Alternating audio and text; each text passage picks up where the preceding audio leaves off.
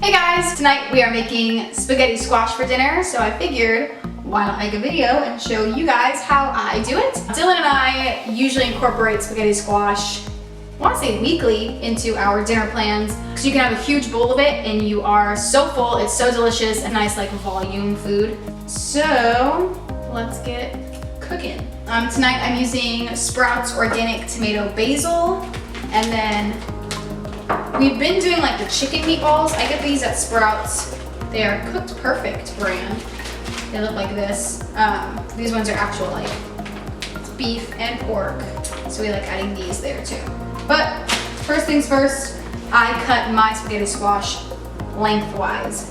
This part can be a little difficult because it's literally like trying to cut a pumpkin. I like using a serrated knife with like a pointed tip.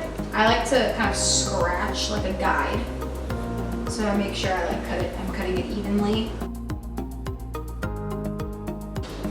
So you should get two pieces that look like this.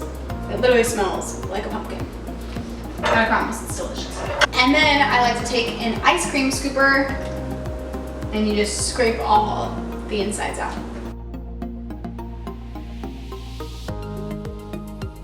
So now they should look like this. So I have kind of a deeper cookie sheet. I'm going to just use some olive oil and grease it.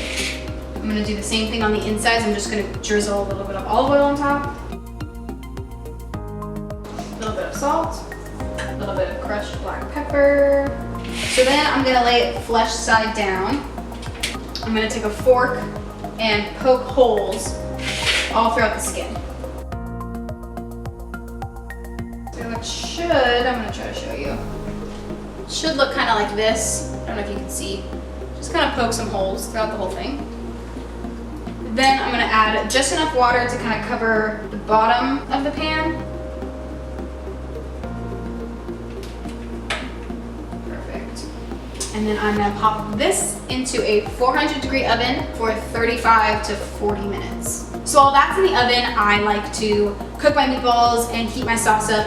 I put my sauce in a saucepan, meatballs in the sauce, turn it on to like medium heat, stir it occasionally. Once the sauce gets kind of like bubbly, I turn the heat off and cover it with a lid, and then I don't uncover it until the spaghetti squash is done. I'm gonna get that onto the stove, do a little workout since I have 40 minutes to kill, and I will check back with you guys after.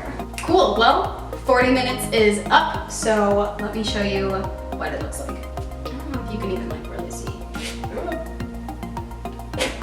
But it's kind of like squishy. That's pretty much all it looks like. Then when you take a fork and scrape it, you get these like noodles. And I know I'm like years late to this whole spaghetti squash craze, but I didn't think I'd like it, so I never tried it, and it's delicious. So I'm gonna shred these up, put them in a bowl, and put my sauce and meatballs on top, and call it a meal.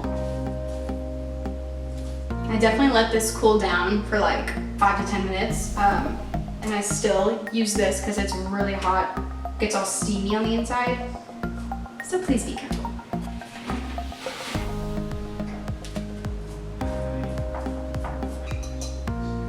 All right, final product. Ta-da! We have 1, 2, 3, 4, 5, 6 meatballs, 2 cups of spaghetti squash, and a little over a quarter cup of sauce, coming out to 371 calories using MyFitnessPal app. Let's see how this turned out. I did 38 minutes, and it still has like a little bit of a bite to it.